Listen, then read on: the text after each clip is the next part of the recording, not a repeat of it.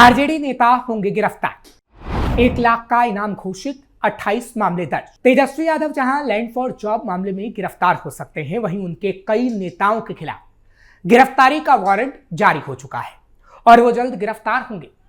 एक ऐसा नेता भी गिरफ्तार होगा जिस पर 28 मामले दर्ज है और तो और पुलिस ने उस पर 1 लाख का इनाम तक घोषित कर रखा है। अब तक इस नेता को तेजस्वी बचाते रहे, लेकिन अब ये नेता नहीं बच पाएगा और ये जेल जाएगा। लेकिन सवाल है कि ऐसे नेताओं को तेजस्वी अपने करीब क्यों रखते हैं और क्या अब एक एक करके तेजस्वी के करीबी जेल में होंगे? ये बड़ा सवाल है। नमस्कार, कैपिटल टीवी का खास शो विवाद सवाल देख रहे हैं आप। मैं हूं आपके साथ हर्ष भारद्वाज। पूर्वी चंपारण जिले में कई तरह की आपराधिक घटनाओं को अंजाम देने वाले 100 अपराधियों के खिलाफ पुलिस ने बड़ी कार्रवाई करते हुए इनाम की घोषणा की है। कुल 100 लोगों पर इनाम की घोषणा करते हुए पुलिस अधीक्षक स्वर्ण प्रभात ने साफ किया है कि अगर इनामी अपराधियों ने 10 दिनों में न्यायालय में आत्मसमर्पण नहीं किया तो उनके खिलाफ पुलिस न्यायिक आदेश प्राप्त कर कुर्क की जब्ती की कार्रवाई करेगी और उन्हें गिरफ्तार किया जाएगा। जिन लोगों के खिलाफ इनाम की घोषणा की गई है उसमें मोतिहारी की मेयर प्रीति गुप्ता के पति देवा गुप्ता का नाम भी शामिल है। देवा पर 1 लाख की इनाम राशि घोषित की गई है। उन्होंने हाल ही में राष्ट्रीय जनता दल यानी आरजेडी के टिकट पर मोतिहारी विधानसभा से चुनाव लड़ा था और वो आरजेडी नेता के साथ साथ तेजस्वी के करीबी भी हैं, यानी बेहद करीबी। चुनाव में हालांकि उन्हें करारी शिकस्त का सामना जरूर करना पड़ा था, लेकिन वो तेजस्वी के बेहद करीबी बताए जाते हैं और तेजस्वी के साथ उनकी कई बार तस्वीरें भी सामने आ चुकी हैं। तेजस्वी के करीबी पर 28 आपराधिक मामले। पुलिस रिकॉर्ड के मुताबिक देवा पर कुल 28 आपराधिक मामले दर्ज हैं। उनमें से 2 मामलों में वो फरार चल रहा है। ये हत्या से जुड़े मामले हैं। इसके अतिरिक्त जिन 99 लोगों के खिलाफ इनाम की घोषणा की गई है उनमें अवैध शराब के धंधेबाज, भूमाफिया, लूट, डकैती जैसे जघन्य आपराधिक मामलों में शामिल शातिर हैं। पुलिस की ओर से जारी की गई सूचना के मुताबिक जिन शराब धंधेबाजों के खिलाफ इनाम राशि घोषित की गई उनमें पीपरा कोठी थाना क्षेत्र के सूरजपुर कोरिया टोला निवासी रंजीत गुप्ता, रजेपुरा थाना के वाजिदपुरी निवासी राजेश राम के नाम प्रमुख हैं। वहीं डकैती के मामले में आरोपित मुजफ्फरपुर जिले के मोतीपुर थाना क्षेत्र के बथना निवासी इंदल भगत के खिलाफ 20,000 का इनाम घोषित किया गया है। यानी तेजस्वी के करीबी के साथ साथ इन लोगों के खिलाफ भी मुकदमा दर्ज हुआ और इनाम घोषित हुआ।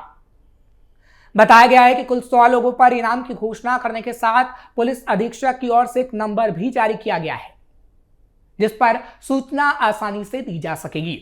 यह नंबर एसपी का है। इस पर दी जाने वाली सूचना गोपनीय रहेगी, साथ ही उन्हें इनाम राशि एकमुश्त मिलेगी। कुल 100 इनामी अपराधियों में हत्याकांड के 17, शस्त्र अधिनियम के 8, लूटकांड के 10, डकैती के 3, शराब कांड के 52, 2 भूमाफिया, रंगदारी का 1, एनडीपीएस एक्ट के 3, दुष्कर्म के 2 और चोरी की घटनाओं के 2 आरोपित शामिल हैं।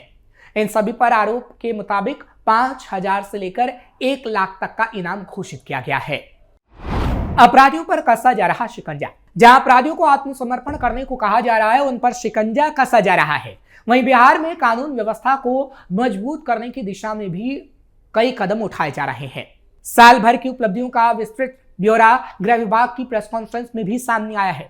आज अपर मुख्य सचिव गृह अरविंद चौधरी और डीजीपी विनय कुमार ने बताया कि सख्त पुलिसिंग, तकनीक के उपयोग और निरंतर अभियान के कारण राज्य में गंभीर अपराधों में उल्लेखनीय गिरावट दर्ज की गई है। आंकड़ों के मुताबिक हत्या के मामलों में 7.72%, डकैती में 24.87% और दंगों में 17.97% की कमी आई है। ये गिरावट राज्य में अपराध नियंत्रण के लिए अपनाई गई रणनीतियों का ही परिणाम मानी जा रही है। संगीन अपराधों पर कार्रवाई के तहत डकैती, लूट, दुष्कर्म और अपहरण जैसे मामलों में कुल 3.35 लाख अभियुक्तों को गिरफ्तार भी किया गया। अपराध से अर्जित संपत्ति पर प्रहार। वहीं अपराध से अर्जित संपत्ति पर भी प्रहार करते हुए पुलिस ने 70 अपराधियों की संपत्ति जब्ती की कार्रवाई शुरू की है जो प्रक्रियाधीन है।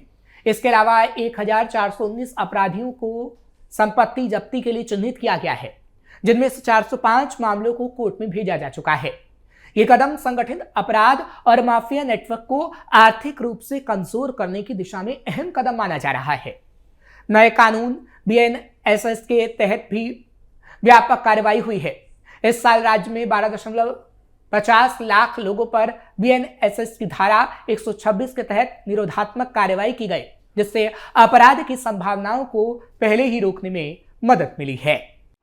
शराबबंदी को सख्ती से लागू। वहीं शराबबंदी को सख्ती से लागू करते हुए पुलिस ने इस साल 16.79 लाख लीटर देशी शराब और 16.51 लाख लीटर विदेशी शराब जब्त की है। साथ ही शराब कारोबार से जुड़े लोगों पर लगातार छापेमारी की गई और उनकी गिरफ्तारी की गई। नक्सल प्रभावित इलाकों में पुलिस को सफलता। इतना ही नहीं, नक्सल प्रभावित इलाकों में भी पुलिस को सफलता मिली है। साल भर में 220 नक्सलियों को गिरफ्तार किया गया, जबकि एक मुठभेड़ में मारा गया। साइबर अपराध के बढ़ते मामलों को देखते हुए 103 साइबर कांडों की जांच की गई, जिसमें तकनीकी साक्ष्यों के आधार पर कार्रवाई की गई। प्रेस कॉन्फ्रेंस में अधिकारियों ने कहा कि अपराध नियंत्रण, माफिया पर कार्रवाई और जनता की सुरक्षा सरकार की सर्वोच्च प्राथमिकता है। आने वाले समय में पुलिसिंग को और अधिक प्रभावी, पारदर्शी और तकनीक आधारित बनाने की दिशा में कदम उठाए जाएंगे। पुलिस कसेगी तकनीक से शिकंजा। इतना ही नहीं, अब पुलिस तकनीक के जरिए अपराधियों को जल्द से जल्द पकड़ेगी। पिछले दिनों 34 चलंत फोरेंसिक वाहनों को हरी झंडी दिखाकर मैदान में उतारा गया। एक अणेमार्ग पर आयोजित लोकार्पण कार्यक्रम में मुख्यमंत्री ने हाईटेक वाहनों का मुआयना भी किया और उनमें मौजूद आधुनिक फोरेंसिक सुविधाओं की जानकारी ली। सरकार का दावा है कि अब वारदात के बाद सबूत जुटाने में होने वाली देरी खत्म होगी और गुनहगार मौके पर ही तकनीकी शिकंजे में आ जाएंगे। मुख्यमंत्री ने साफ लहजे में कहा कि जैसे ही अपराध की खबर मिलेगी, मोबाइल फोरेंसिक टीम सीधे घटनास्थल पर पहुंचेगी और जांच को शुरू किया जाएगा। पहले हालात ये थे कि साक्ष्य इकट्ठा कर फोरेंसिक लैब भेजने में हफ्ते और पूरा दिन लग जाता था, जिससे केस कमजोर पड़ जाता था और पीड़ित परिवार इंसाफ के लिए भटकता था। अब मोबाइल फोरेंसिक वाहनों की तैनाती से ये रुकावट दूर होगी और जांच की रफ्तार को नई धार मिलेगी। इन खास वाहनों को अत्याधुनिक फोरेंसिक जांच उपकरणों से लैस किया गया है। मौके पर ही खून, बाल, फिंगरप्रिंट जैसे जैविक साक्ष्य, हथियारों से जुड़े भौतिक सबूत और मोबाइल डिजिटल डेटा का वैज्ञानिक तरीके से संकलन किया जाएगा। इससे सबूतों की शुद्धता बरकरार रहेगी और अदालत में पेश होने वाले प्रमाण पहले से कहीं ज्यादा मजबूत होंगे। कानून के जानकार मानते हैं कि तकनीक से लैस ये व्यवस्था अपराधियों के लिए खौफ का सबब बनेगी। नीतीश कुमार ने दोहराया कि साल 2005 के बाद से राज्य में कानून का राज उनकी सरकार की सर्वोच्च प्राथमिकता रहा है। जुर्म और भ्रष्टाचार के खिलाफ जीरो टॉलरेंस की नीति पर काम करते हुए पुलिसिंग सिस्टम में लगातार सुधार किए गए हैं। मोबाइल फोरेंसिक वाहनों की शुरुआती कड़ी काफी अहम हिस्सा है, क्योंकि इससे अपराधियों की धरपकड़ जल्दी हो सकेगी। ये पारदर्शी है और भरोसेमंद भी। बिहार में अपराध पर निर्णायक चोट। सरकार का कहना है कि घटनास्थल पर त्वरित फोरेंसिक जांच से केस डायरी मजबूत होगी, आरोप पत्र समय पर दाखिल होंगे और अदालतों में मामले की सुनवाई तेज होगी। इससे न सिर्फ दोषियों को सजा दिलाने में आसानी होगी, बल्कि झूठे और कमजोर मामलों की पहचान भी जल्द हो सकेगी। सरकार ने संकेत दिया है कि आने वाले दिनों में फोरेंसिक संसाधनों का और विस्तार किया जाएगा, ताकि बिहार में अपराध पर निर्णायक चोट की जा सके। फिलहाल ये कहा जा रहा है कि अपराधी कोई भी हो, चाहे फिर वो आरजेडी नेता हो या फिर कोई भी अपराधी हो, उस पर ताबड़तोड़ कार्रवाई की जाएगी। और आपने देखा किस तरीके से तकनीकी चीजों का इस्तेमाल किया जा रहा है। और तो और जब बाकायदा प्रेस कॉन्फ्रेंस की गई है तो बताया गया है कि कितने अपराधियों को एक साल में पकड़ा गया है और आगे आने वाले समय में कितने अपराधियों को पकड़ा जाएगा। यह दिखाता है कि बिहार में किस तरीके से अब अपराधियों की खैर नहीं है। अपराधियों को बख्शा नहीं जाएगा और अपराधियों की पूरी तरीके से कमर तोड़ दी जाएगी, क्योंकि अपराधियों में खौफ पैदा होगा, तभी अपराधी अपराध करने से पहले 100 बार सोचेगा।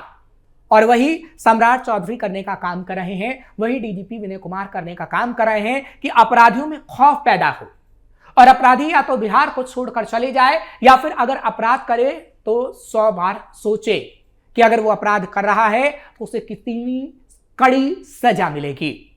और आगे आने वाले समय में अपराध को पूरी तरीके से खत्म करने का दावा गृह विभाग कर रहा है।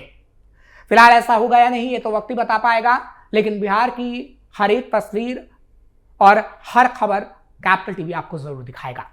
आपको ये खबर कैसी लगी कमेंट सेक्शन में जरूर बताएं। खबर को लाइक शेयर करें, कैपिटल टीवी को सब्सक्राइब करना मत भूलिएगा।